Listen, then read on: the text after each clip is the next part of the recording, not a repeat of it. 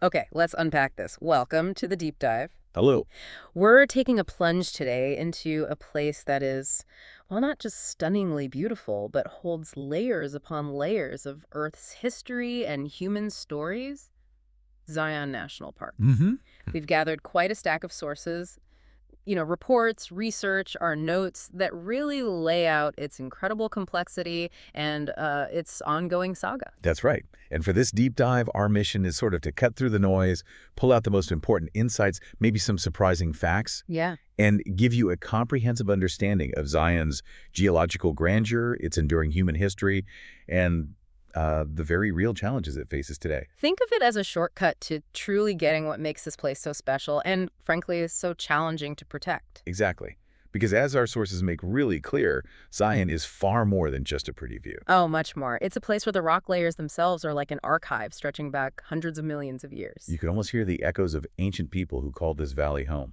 And it's a living case study in that delicate, modern balancing act, preserving a natural wonder while millions, literally millions, want to experience it. It's a dynamic laboratory, a historical library, and a crucial lesson in stewardship, all rolled into one magnificent landscape. Exactly. And the story truly begins on an almost unimaginable timescale. Right. Yeah. So let's start at the absolute beginning. Geologically speaking, Zion sits in a pretty remarkable spot, doesn't it? It really does. It holds a pivotal position in what's known as the Grand Staircase. Okay, explain that. Imagine a colossal staircase of colorful cliffs climbing thousands of feet across southern Utah and northern Arizona. Bryce Canyon is like the top step, the Grand Canyon is the bottom step. Yeah. It's right there in the middle. The rock layers exposed in Zion are literally above those in the Grand Canyon and below those in Bryce. Huh. So it creates this continuous geological record spanning millions of years. Yeah. Pages in an ancient, incredibly thick book. Wow. So Zion is part of this massive regional story, and the rock itself tells a tale of drastic environmental change over, what was it, 275 million years? Yeah, something like that. What was this place like back then? Okay, picture this. 275 million years ago, the area wasn't canyons and cliffs. It was a relatively flat basin, sometimes near sea level, sometimes covered by shallow seas. Flat. Relatively flat, yeah. Streams from faraway mountains dumped colossal amounts of gravel, mud, and sand into this basin, layer after layer. Okay. And what's fascinating is that the weight of all this material actually caused the basin floor to sink. Oh, wow. So the surface stayed relatively low even as thousands of feet of sediment piled up. So it wasn't towering cliffs yet, more like a giant accumulating historical record made of mud and sand. Precisely. And over eons, the environment here just flipped dramatically. How so? From shallow seas, the sources tell us it transitioned to expansive coastal plains, river systems, and then during the Jurassic period to vast wind-blown deserts, think Saharan scale. A desert. Like the Sahara here. A massive one. This whole process piled up over 10,000 feet of material that's almost 2 miles deep. 2 miles of ancient seas, coasts, and deserts just stacked up. And the surprising insight here is that the colorful cliffs you see today, they were once everything from ancient seabeds to those massive sand dunes. Yes, that's the core insight from the geology. These wildly different ancient environments left their fingerprints in the rock. Fingerprints, I like that. Marine fossils tell you about the seas. Specific deposits mark coastal plains and those colossal dune formations. They're direct evidence of dramatic shifts in ancient climates and geography. Right. Our sources really emphasize that Zion's geology acts like a natural archive, allowing scientists to reconstruct past ecosystems and climate patterns. That layered rock record is literally a working timeline of long-term environmental change. Okay, so you have all this loose sand and mud piled up miles deep. How did it go from being soft sediment to the hard rock we see in the cliffs? All right, that's the process of lithification. Imagine water, full of dissolved minerals like iron, which gives the rock that characteristic red and orange color, or calcium and silica just seeping down through those compacted layers. Uh-huh. These minerals act like a natural cement, gluing the individual sand grains and mud particles together. Okay, like glue. Then add the incredible weight of all the material piled on top, that immense pressure over millions of years, squished and hardened those deposits into solid rock. So ancient seabeds became limestone? Exactly. The mud and clay turned to shale and mudstone, and the river sands and desert dunes became the iconic Navajo sandstone. And you can still see the ghosts of those ancient worlds in the rock, right? Critically, yes. Yeah. Lithification preserved original features, like the sweeping curves of ancient sand dunes called crossbedding. Ah, the cross-bedding. Yeah, that's fascinating because geologists can look at those patterns in the sandstone and figure out the direction of ancient winds that blew those dunes.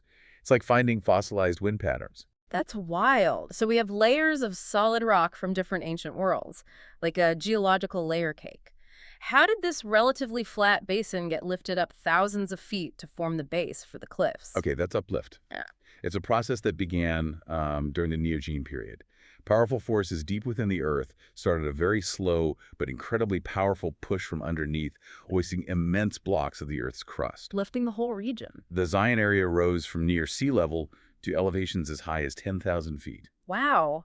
Is that still happening? Is the park still lifting? It is apparently. Uplift is an ongoing, although very, very slow process. You even see evidence of this movement in seismic activity, like the magnitude 5.8 earthquake that occurred here back in 1992. Huh, I didn't know that. But generally, the region is quite stable compared to areas on active plate boundaries. Okay, so we have the raw material, the layered rock, and it's been lifted high. What's the final piece of the puzzle that carves out the dramatic canyons we see today? That's erosion, and the primary sculptor is the Virgin River. The uplift significantly increased the river's cutting power because it now flows down a much steeper gradient on the western edge of that uplifted block. So it just cuts down faster. Like a saw, yeah.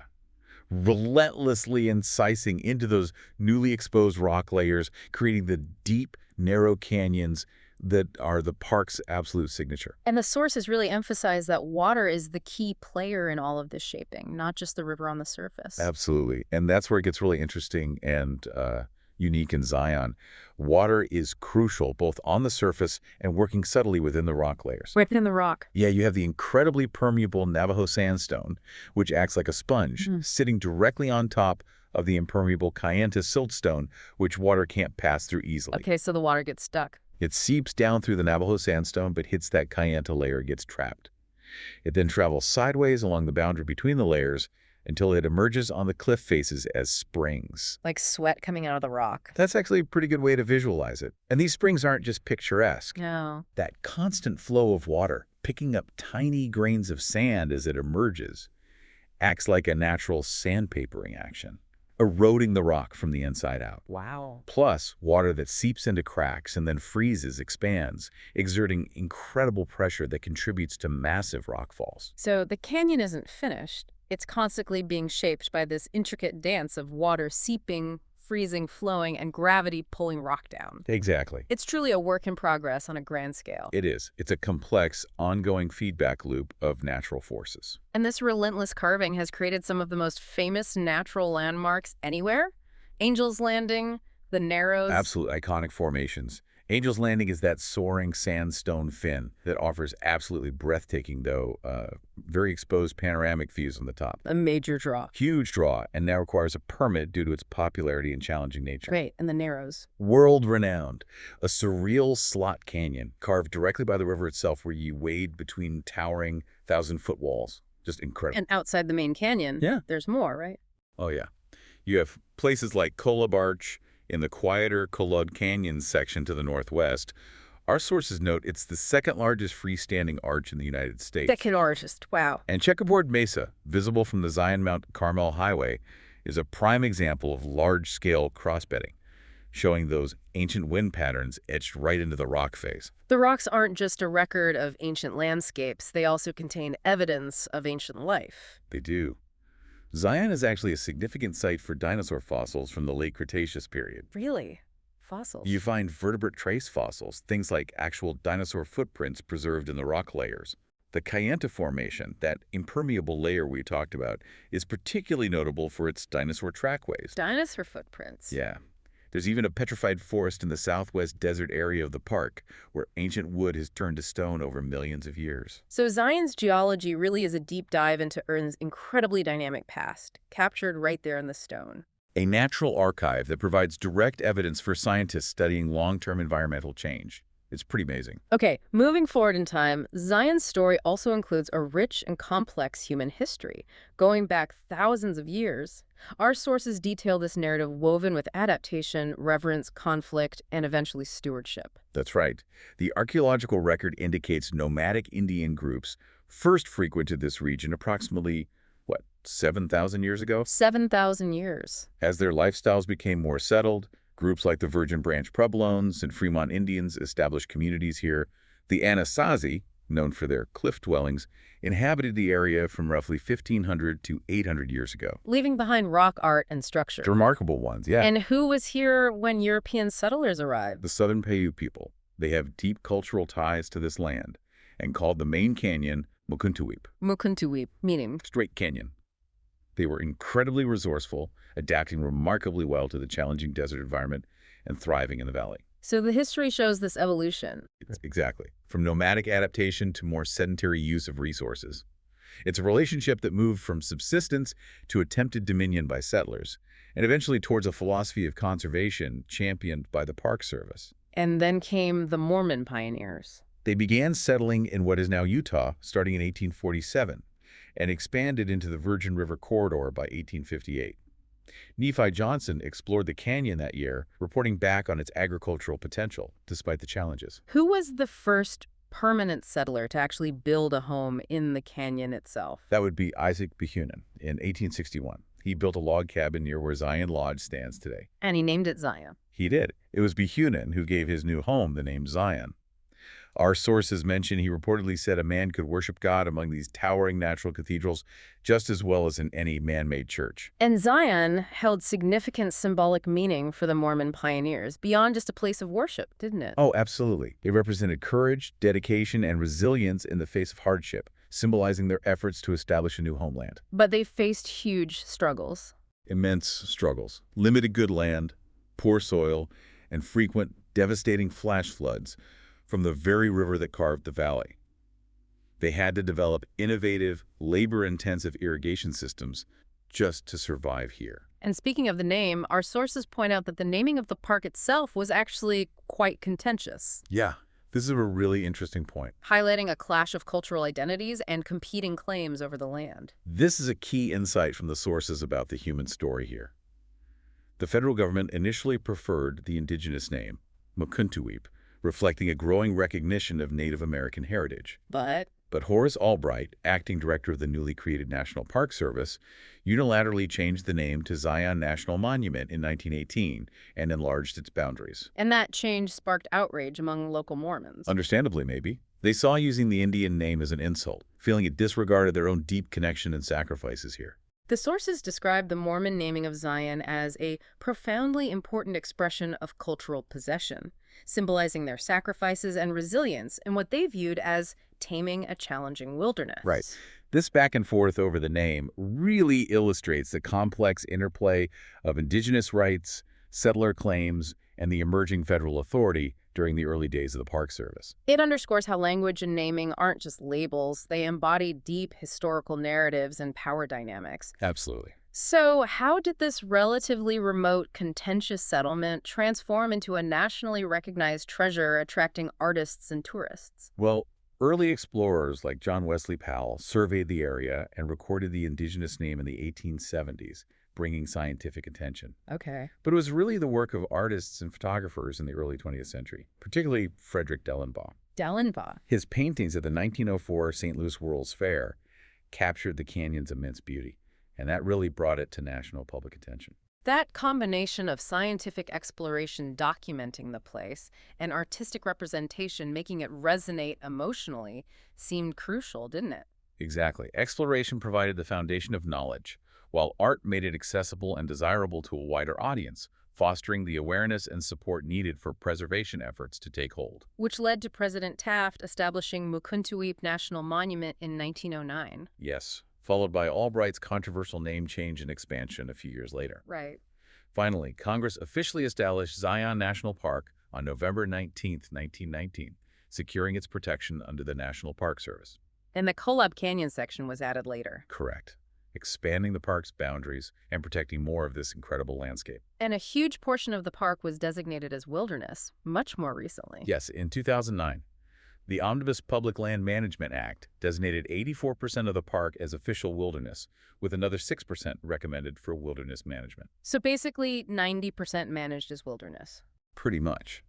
The same act also designated wild and scenic rivers within Zion, a significant step as they were the first in Utah to receive that federal protection. Alongside the preservation designations came the need for infrastructure to help people actually visit and experience the park. That's right, you need roads, trails, places to stay. Our sources detail the development needed to make the park accessible.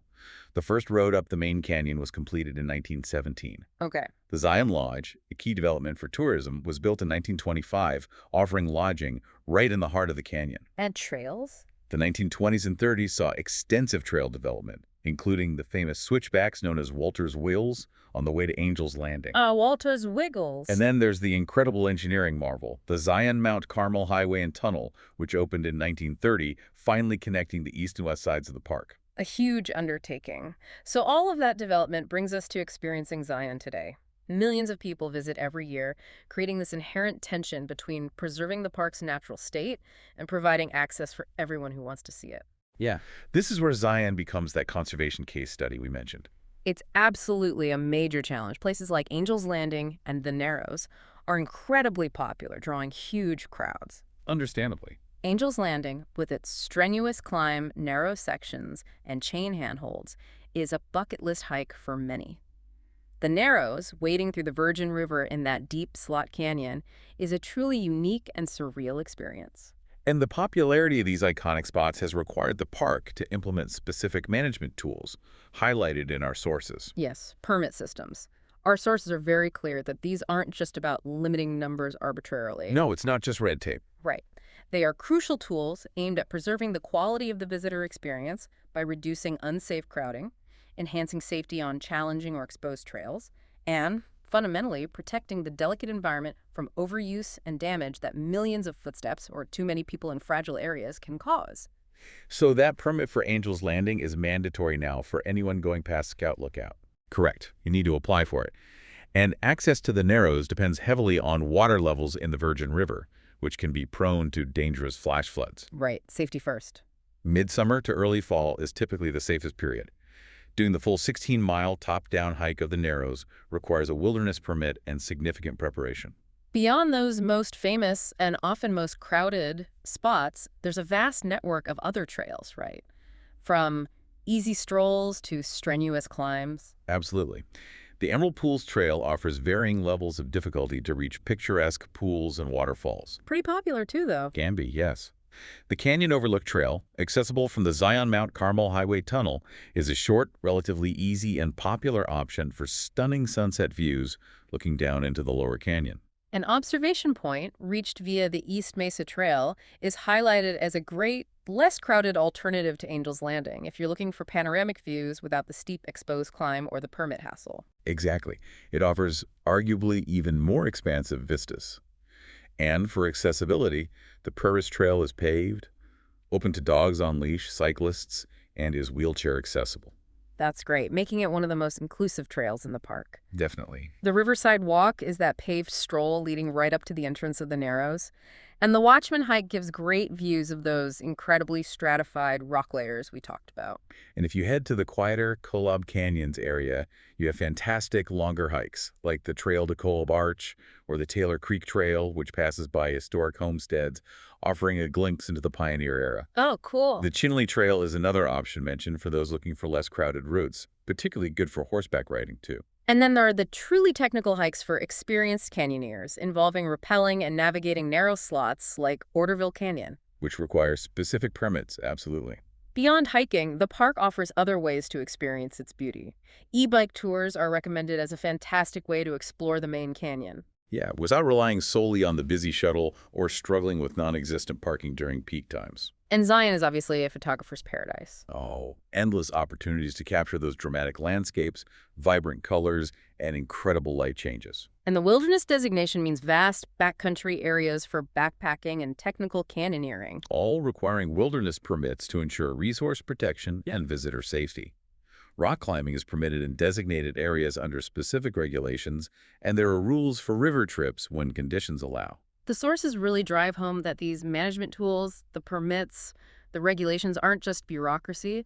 They are absolutely essential for protecting the park's resources and ensuring a quality, safe experience for everyone. And they highlight the critical reliance on visitors understanding and following directions on permits, safety warnings, and especially the leave no trace principles. Right. The park's ability to stay pristine and safe depends heavily on visitor behavior. It truly is a shared responsibility model where everyone plays a role in its preservation. So, while the main canyon can be incredibly busy, our sources also point to hidden gems and specific ways to escape the crowds. This seems like a key strategy in how the park manages visitor flow. It's absolutely a crucial visitor management strategy. By highlighting and emphasizing less crowded areas and alternative routes, the park encourages dispersed recreation. Spreading people out. Exactly. This takes pressure off the most popular and often more fragile spots in the main canyon. It's a subtle but effective conservation tool built right into how they guide visitors. Where should someone look if they want to avoid the busiest areas? Well, the Kolob Canyon section in the far northwest corner of the park is a prime example. We mentioned Kolob Arch. Right. It offers stunning red rock landscapes, finger canyons, and arches with significantly fewer crowds than the main Zion Canyon. It has a beautiful scenic drive and quieter trails like the Taylor Creek Trail we mentioned. And Kolob Terrace Road. That's a more remote road that connects the Kolob Canyon area towards Zion Canyon, though it doesn't go all the way through. It's known for having fewer established trails directly off it, offering a more secluded feel. Secluded sounds good sometimes. It leads to Lava Point Overlook, one of the highest points of the park, offering expansive panoramic views of the entire region, often in complete solitude compared to the crowded viewpoints in the main canyon. Especially good for sunrise or sunset, I bet. Particularly spectacular then, yes. The East Rim Trail is mentioned as another less traveled alternative. Yes, often overlooked compared to the popular West Rim. It offers equally breathtaking views from the rim and a much more tranquil journey through the backcountry on the east side of the park. And many pools. What's that? That's a fascinating spot on the east side, accessed via a relatively short, unmarked trail. It's a series of natural sandstone basins that fill with water after rain. Ah, so it depends on rain. Yeah, creating these unique, temporary pools with incredible reflections of the surrounding rocks. It's a place often missed by visitors sticking to the main routes. There are historical detours outside the park mentioned too, right? Yes, Grafton Ghost Town, located just outside the south entrance, is a well-preserved, abandoned Mormon settlement from the 1850s. The pioneer history. Offers a tangible connection to that pioneer history we discussed. It's also been a backdrop for numerous Western films, adding another layer to its story. And slot canyons. Zion is famous for the Narrows, but there are others if you know where to look. Many others, and often much less crowded. Water Canyon Trail, near the town of Hilldale, just south of the park, offers a beautiful slot canyon experience with seasonal waterfalls. Okay. Red Hollow, near East Zion, is easy to access without the crowds of the Narrows, but offers the same mesmerizing twisting rock formations carved by water over time. Shelf Canyon and Fat Man's Misery sound intriguing just based on their names. They do. Shelf Canyon is a lesser-known slot canyon, relatively short but rewarding, leading into a dramatic chasm. Fat Man's Misery is, well, as the name suggests, A tight squeeze. a challenging, narrow slot with tight squeezes and scrambling required definitely an off-the-beaten-path adventure for those seeking a thrill and solitude. It seems like these hidden gems often require a bit more effort to access or maybe a different approach than just the shuttle. Our sources confirm that trade-off. Truly secluded places often demand greater effort, more specialized knowledge or equipment, or alternative transport methods. Right. The very hidden nature is linked to reduced accessibility, and that inaccessibility is actually key to helping preserve them, while also enhancing the unique, solitary experience for those who make the effort to seek them out. And alternative ways to see the park that get you away from the typical routes. Jeep tours are a popular option that can access hidden landscapes and backcountry areas that most visitors simply don't see, like the Zion Lava Ridge Mesa for incredible panoramic views, especially at sunset. They also often visit Grafton. Helicopter tours offer an unparalleled aerial perspective of the inaccessible canyons and the vastness of areas like Kolob Canyons that you can't fully appreciate from the ground. All of this points to Zion being actively managed to handle millions of visitors while trying to protect the resource. What does the future hold in terms of planning and conservation efforts within the park? Well, Zion is currently undertaking its most ambitious infrastructure modernization in decades. It's a massive undertaking aimed at long-term sustainability and significantly enhancing the visitor experience. Like the South Campground rehabilitation. Yes, that's a comprehensive studs-to-soil renovation of a historic campground dating back to the 1920s. It includes replacing aging utilities, building new restrooms, adding wildlife-resistant food lockers, and planting native vegetation. Restoring the natural landscape. Exactly. Phase 1 is expected to be complete by late spring 2026. And the park entrance itself is getting a major overhaul, which sounds critical for handling traffic. Absolutely vital.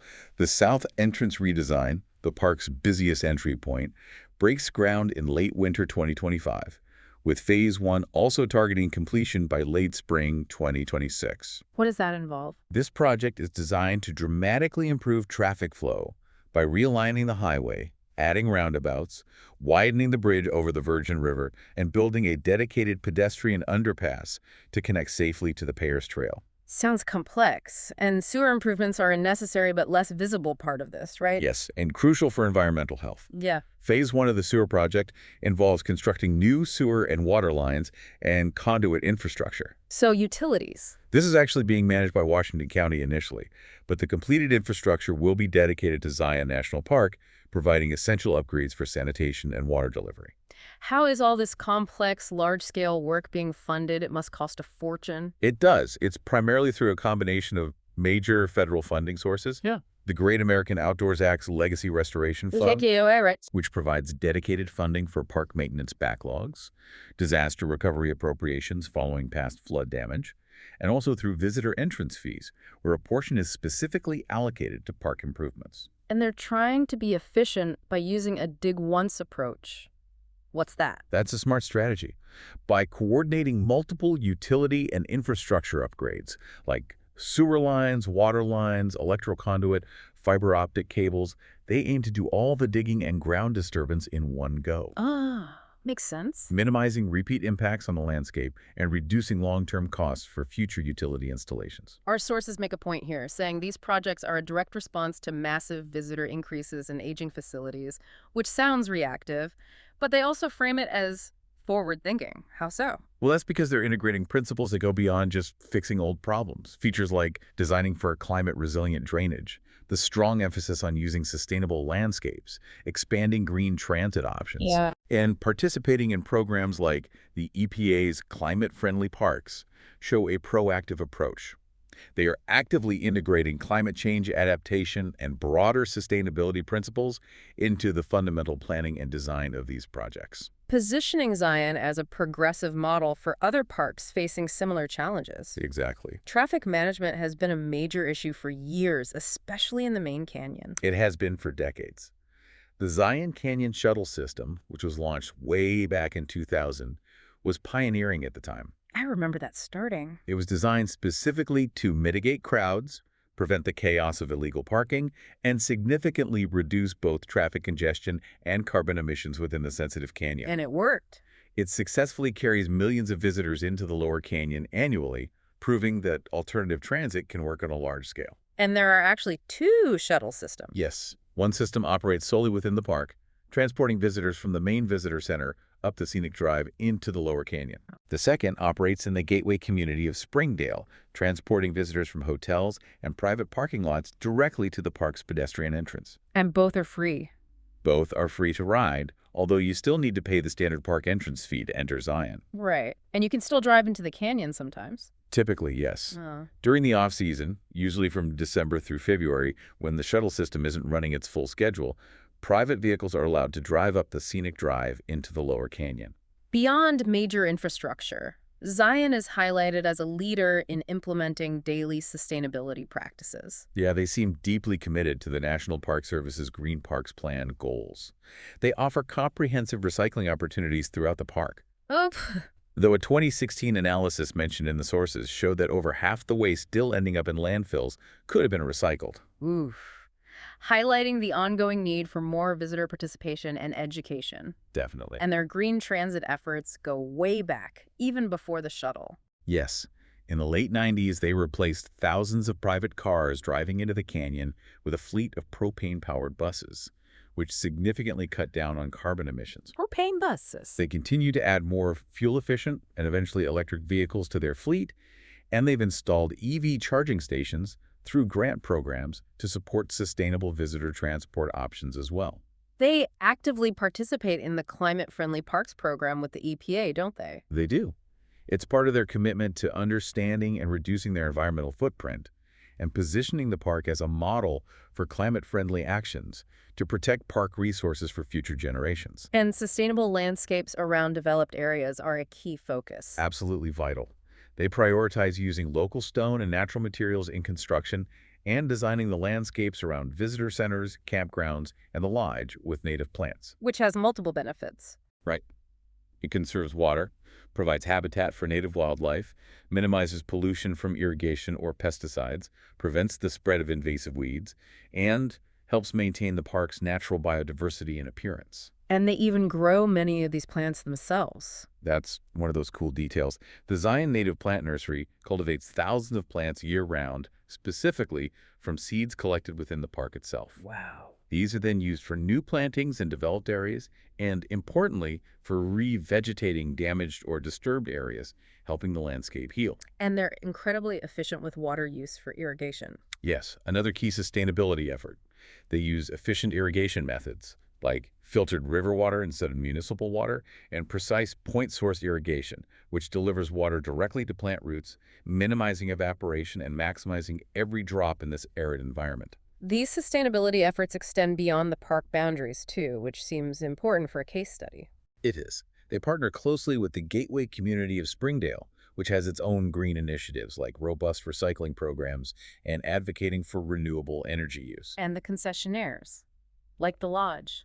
They also work with concessionaires like Xanterra that operates the Zion Lodge to implement environmentally friendly practices within their operations, like sourcing organic food, composting food waste, and implementing energy efficiency retrofits in buildings. The sources suggest Zion's approaches aren't just specific solutions for this one place, but offer valuable lessons for other national parks and even the private sector. Yet for anyone grappling with similar issues of managing high demand, aging facilities, and environmental protection in a changing climate. Exactly. Their efforts in managing crowding, upgrading infrastructure, and implementing green practices serve as real-time case studies that can inform conservation and management strategies elsewhere. Definitely a leader in that sense. Despite all these significant efforts in planning, infrastructure, and sustainability, there are still substantial environmental challenges the park faces today.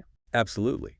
Waste management remains a big one due to the sheer volume of visitors, despite the recycling efforts. Real challenge. Air pollution is also a concern.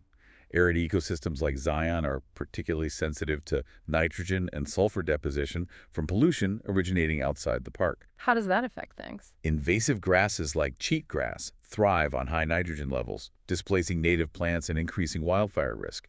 And sensitive organisms like lichen communities are also impacted.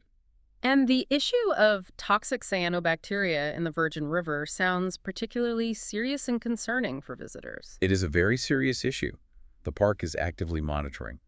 Harmful algae mats can form in the river and produce potent toxins, including anatoxin, which has been detected at unsafe levels. And tragically. Our sources tragically note this has led to incidents, including the death of a dog that ingested the contaminated water. Oh, that's terrible. What are they doing to address that risk for visitors? The National Park Service and the Utah Department of Environmental Quality conduct monthly monitoring for these harmful algal blooms. When toxin levels are detected, they issue public health warnings. Like signs. Yeah, post signs advising visitors not to swim or submerge themselves in the river, to keep pets out of the water completely, and crucially, not to drink in-stream water even if it appears clear or is filtered due to the toxins. Even with a filter. Right, the toxins aren't necessarily removed by standard filters. If you need to filter water in the backcountry, the advice is to do it directly from a reliable spring source, not the main river flow. Good to know. It feels like these environmental challenges, waste, nitrogen pollution, cyanobacteria, are all connected to human presence and broader environmental changes. They are. Increased visitation generates more waste and can contribute to nutrient runoff, impacting the environment. Cyanobacteria blooms, while natural phenomena can be exacerbated by nutrient pollution and changing climate conditions like warmer water temperatures.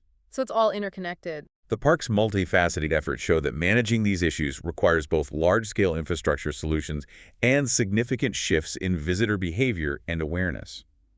It's a holistic approach where physical infrastructure, environmental health, and human actions are deeply intertwined. So, for someone planning a visit to Zion, what are the key takeaways distilled from everything we've covered? Okay, first, Zion is open year-round, offering different experiences in every season.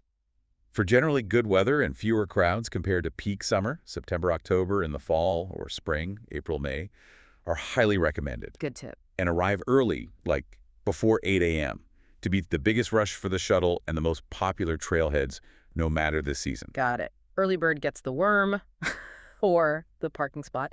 And the shuttle is free, but there's still an entrance fee. Yes, riding both the Park Shuttle and the Springdale Shuttle is free, but you still need to pay the standard park entrance fee to enter Zion National Park. Currently, it's $35 per vehicle for a 7-day pass. That's pretty standard. And you don't need a reservation just to enter the park or ride the shuttle, right? Correct, except for specific activities. Which brings us back to those permits. Let's recap those quickly. Absolutely. A permit is mandatory now for anyone hiking the upper portion of Angel's Landing beyond Scout Lookout. Okay. Wilderness permits are required for any overnight trips in the backcountry, for technical canyoneering routes, and for specific popular day routes like the full Narrows through hike from the top or accessing the Subway Canyon. And there are fees associated. Be aware there are application or reservation fees plus per-person fees for wilderness permits. Special use permits are needed for events like weddings or commercial filming, and commercial use authorizations for any commercial services provided within the park. And safety is paramount in a place shaped by such powerful forces. Flash floods are a major risk, especially with the park's geology that doesn't absorb rain well. Yes, flash floods are incredibly dangerous and can happen rapidly even if it's not raining where you are due to storms miles upstream. Always check the flash flood forecast before hiking in or near narrow canyons, especially the Narrows. Always check. What else? Lightning is also a hazard on exposed ridges and peaks. And as we just discussed, be acutely aware of the toxic cyanobacteria in the Virgin River. Right. Heed the warnings. Heed all posted warnings, never swim or let pets enter the water, and only filter drinking water from reliable spring sources, not the river itself. And remembering those leave no trace principles and participating in the recycling program is part of that shared responsibility we talked about. It's fundamental. Protecting the park's resources and ensuring a quality experience for others requires everyone to do their part. Okay. This deep dive into Zion has truly spanned immense timescales, from 275 million years of geological sculpting to thousands of years of human history and the complex efforts to protect it today. Yeah, it's quite a journey through time. We've seen the result of immense, ongoing natural processes juxtaposed with a surprising fragility that absolutely requires careful human stewardship. From the ancient seas and vast deserts recorded layer by layer in the rock, to the footsteps and stories of indigenous people and pioneers, to the modern challenges of managing waste and mitigating threats like cyanobacteria, met with ambitious infrastructure projects and cutting-edge sustainability efforts, it really is a layered story in every sense of the word. And all those detailed management strategies we discussed, the permits, the shuttle system, the native plant nursery, the community partnerships, they all connect back to that core idea we saw in the sources. Preserving this extraordinary natural and historical site is fundamentally a shared responsibility. It's not just up to the Park Service, it's up to every single visitor and neighbor, too. It requires a collective commitment to maintain the integrity of this incredible place for both current and future generations. So here's something to think about as you reflect on the story of Zion. How does the vast timescale revealed in its geology spanning 275 million years of dynamic, relentless change intersect with the relatively brief but profoundly impactful human history here? What does that perspective suggest about our role in this fleeting moment of geological time, in its future? What does it truly mean to be a steward of something so ancient, so powerful, and yet in some ways so fragile?